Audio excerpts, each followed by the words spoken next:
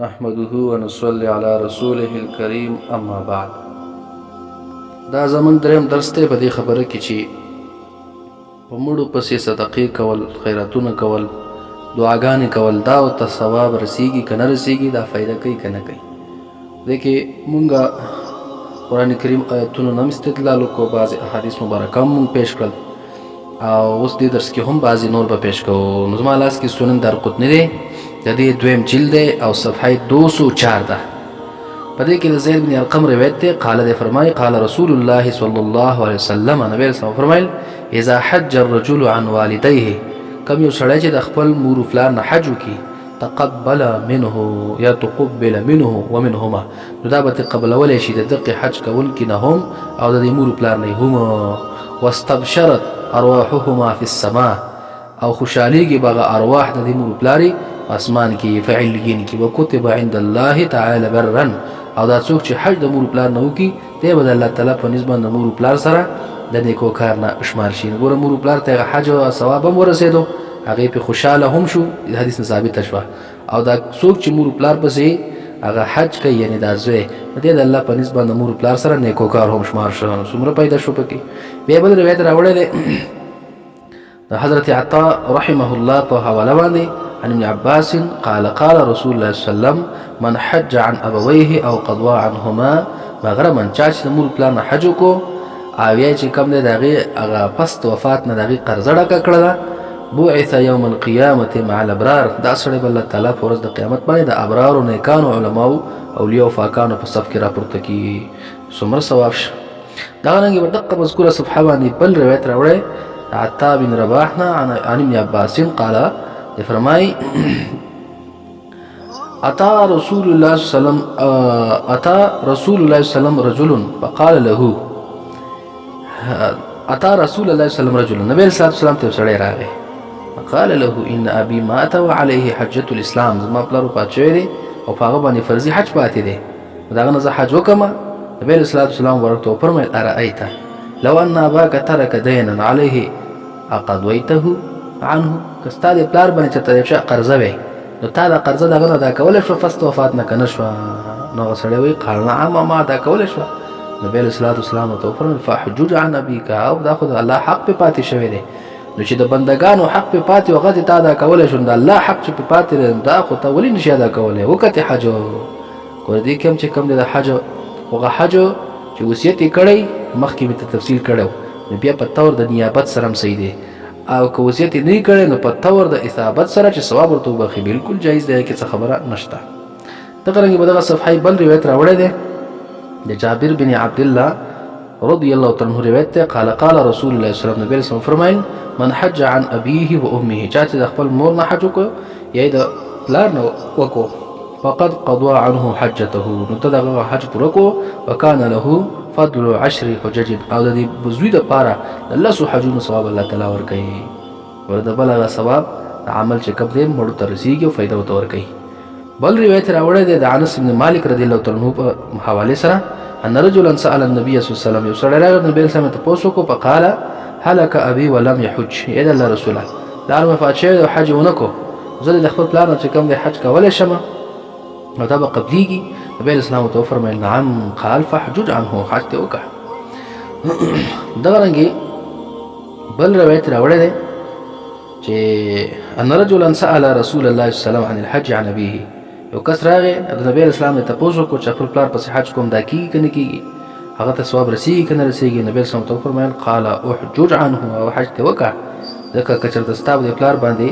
یو چا قرضه پاتې شوی تا ته ډکولی شوه که نه شوه، ته یو چې ډکولی مې شوه، نبی اسلام ته وفرمایل چې دا خو د الله حق دی، او حق فحق الله احق، او حق د الله تعالی ډېر زیات حقدار دی چې ما ورته ادا کړو. ټولو نه ثابته شوه چې په مړي پسې د خپلو بچو، د خپلو خپلوانو، خپل ملګرو،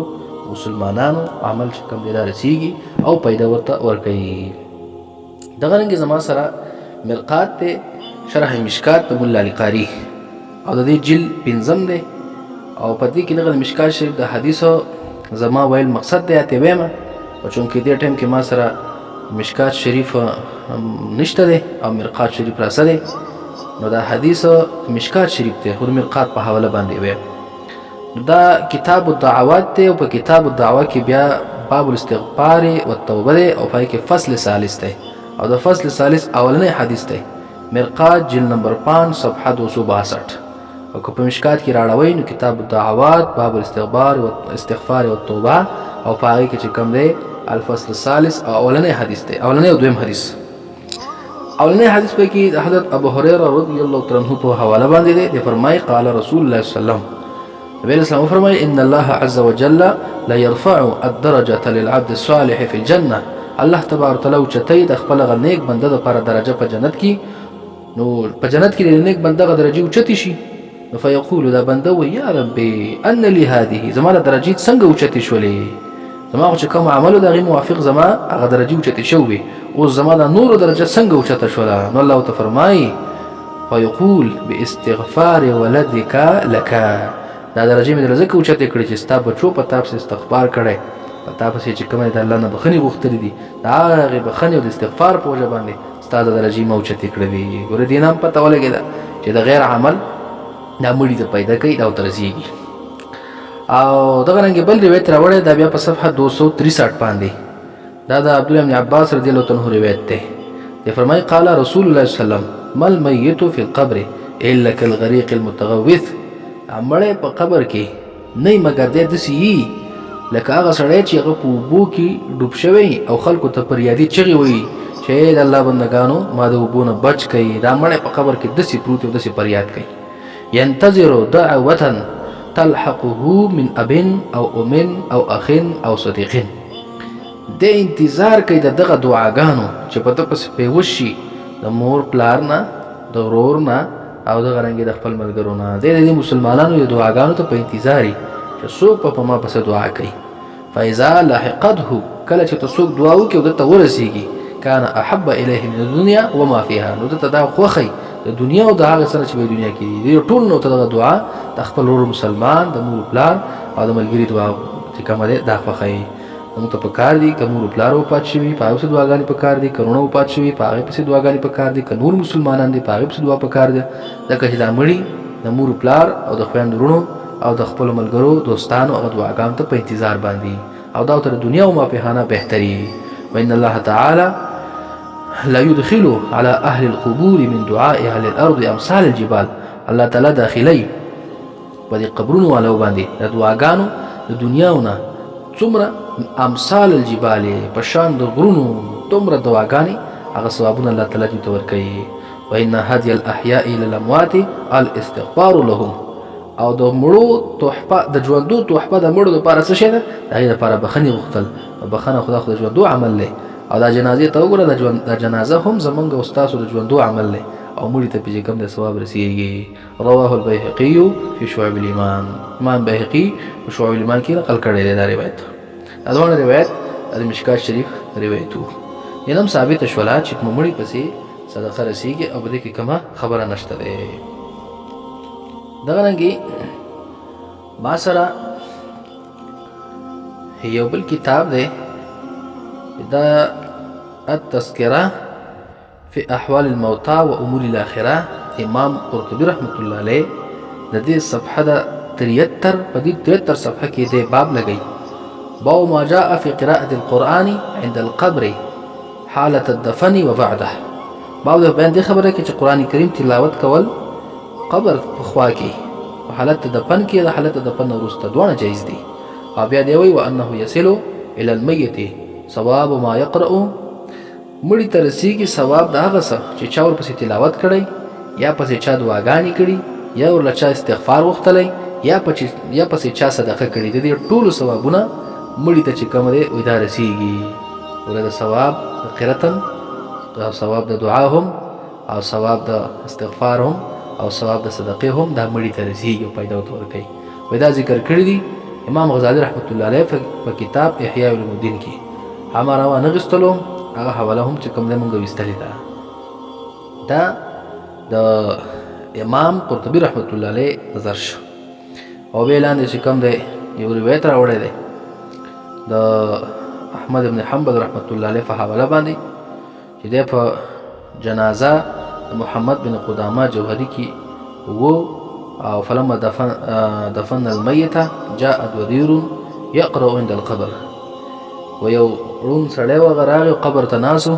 تلاوت یې کو. امام احمد بن حنبل رحمت الله علیه چې کوم دی د دې نه منع کړ چې ته تلاوت کوې نو لکه دا خو صحیح نه دی. نو هغه کس ورته وویله چې ته څه وایې په حق ته مبشر بن اسماعیل کې. نو امام احمد صاحب ورته وویل دا خو ثقه دی. نو ده ورته وویل چې لیکل دې کیدای شي حدیث دې اخیستی شي. ده ورته وویل چې او اخیستی شي. نو دغه کس ورته وویله چې ما ته مبشر بن اسماعیل خبر راکړی دی. او بیا وروستو ته ټول سند ورته چې کوم دی ورساو عن ابيه انه اوصى چې ده وصیت کړی چې کله ما دفن کوي زما سر ته فاتحة الکتاب ووایي، یعنې د بقرې د اولن سرونه او د بقرې اخري سرتونه دا ورته ووایي. نو بیا فرمایي چې وقال سمعت ابن عمر، ما اورېدلي د ابن عمر نه، سمعت ابن عمر ما اورېدلي ابن عمر نه یوصى بذلک، چا به دې سره وصیت کړی دی. امام احمد صاحب ورته وویله چې لاړ شه هغه سړی راووله او ورته ووایه چې ولوله. ګوره امام احمد صاحب چې اول منع کړې وه د تلاوت ته کولو نه قبرونو په خوا کې او مړو ته، خو بیا یې رجوع وکړله. او بیا امام قرطبي رحمت الله علیه لاندې پوره خبره ذکر کړې ده، پوره تفصیلي په دغه ځای باندې بیا کړی په دغه صفحه 73 باندې. او دغه رنګ امام قرطبي به دغه مذکوره کتاب التذکره کې په بل ځای کې فرمایي په صفحه نمبر 78 کې چې وقلت ولا يبعد في كرم الله تعالى أن يلحقه ثواب القراءة والاستماع جميعا. د الله تعالی په کرم کې دا خبره لري نه ده چې الله تعالی ملحق کې په مړي پسې ثواب د قرات یا ثواب د استماع د ټولو خبرو